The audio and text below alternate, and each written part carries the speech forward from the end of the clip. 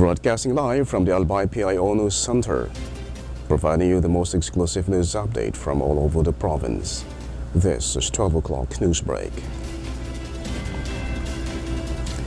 In the local scene, the provincial government of Albay plans to bring back the search for Miss Teen Albay to the stage in the upcoming month of December.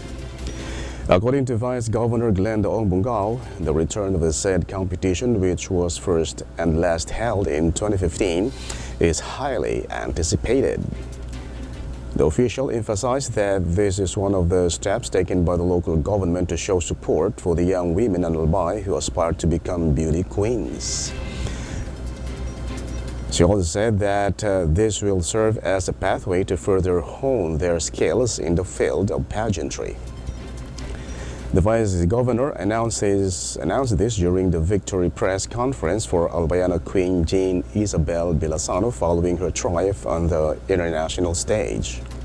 Bilasano is the first representative from the Philippines to win the crown at the Face of Beauty International held in Taiwan in September.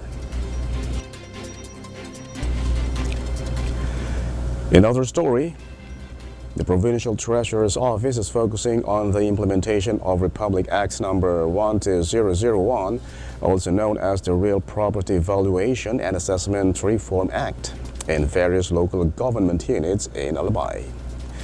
It aims to collect taxes more effectively and encourage real property tax owners to pay in order to increase tax revenue. This is through the recent meeting of the real property tax collecting officers, where they were informed specifically about Section 30 of the tax amnesty on penalties.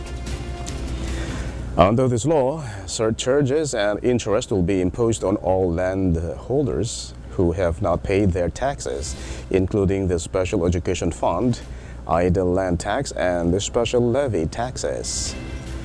Mary Flor Ados-Jong, the provincial treasurer, clarified that the law will be effective from July 4, 2024 to July 3, 2026 to remind real property tax collectors and payers. The meeting was attended by 11 towns in Albay, including Piudran, Daraga, Santo Domingo, Tiwi, Malinao, Manito, Uwas, Libon, Malalipot, Kamalig, and Bakakay.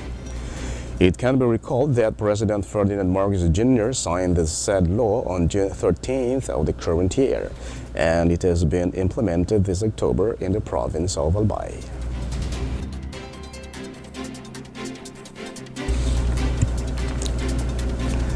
In the national scene, an unidentified Filipino in Saudi Arabia was executed for murder, as revealed by the Department of Foreign Affairs, DFA. The said Filipino was sentenced to execution after killing a Saudi national, which rooted in a dispute over money. According to DFA Undersecretary for Migration Eduardo Jose de Vega, the government extended all assistance and even called for an appeal to the president. The Philippine government also tried to convince the victim's family to accept blood money, but to no avail. It was found out that the Saudi government did the execution without prior notice to the Philippine embassy or the family of the said Filipino national. Meanwhile, De Vega did not disclose any information about the identity of the Filipino as per request of the family. In other story, Senator Nancy Binay has urged the Department of Agriculture, DA, to prioritize African swine fever-related expenses in their 2025 budget.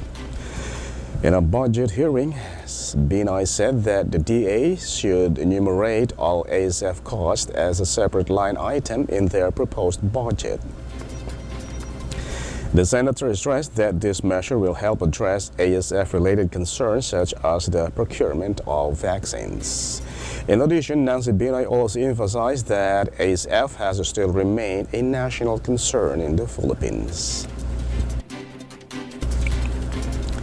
In other news, Sari-sari stores or small neighborhood shops have remained dominant in the Philippine business sector, according to the Department of Trade and Industry, DTI.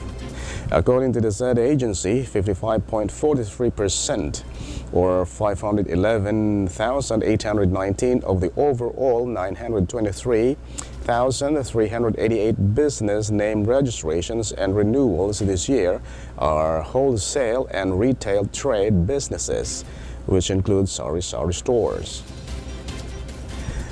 Next in rank is accommodation and food service with 129,615, followed by manufacturing with 52,316 and real estate with 45,997. Meanwhile, data shown as well as Region 4A has the highest number of registrations with 175,048, followed by 150,355 in NCR, and Region 3 with 122,523.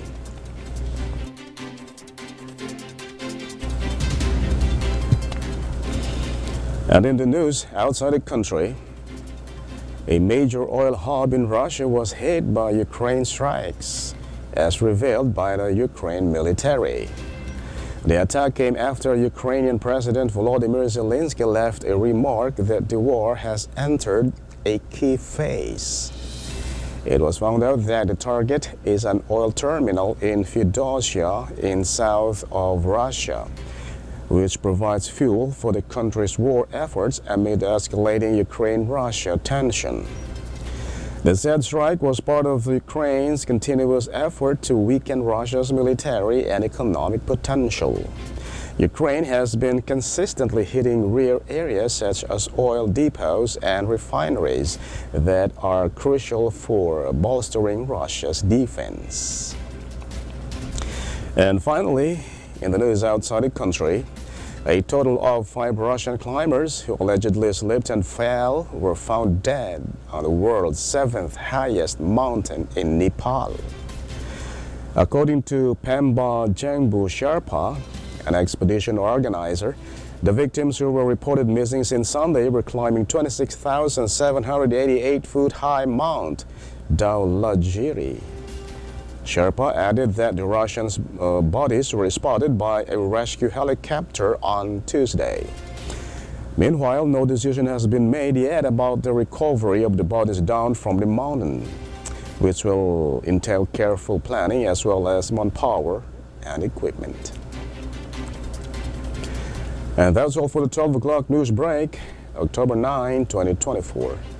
We'll be right back tomorrow for more news updates. And thanks to our 12 o'clock news break writer, LJ Lurejo and AJ Espiritu. And on the technical side, Chad Bovis, and of course our Provincial Information Officer, Mary Luduca Castillo. And under the supervision of our Governor, Azil Grace Lagman, I am Greg Hallare. Thank you for subscribing.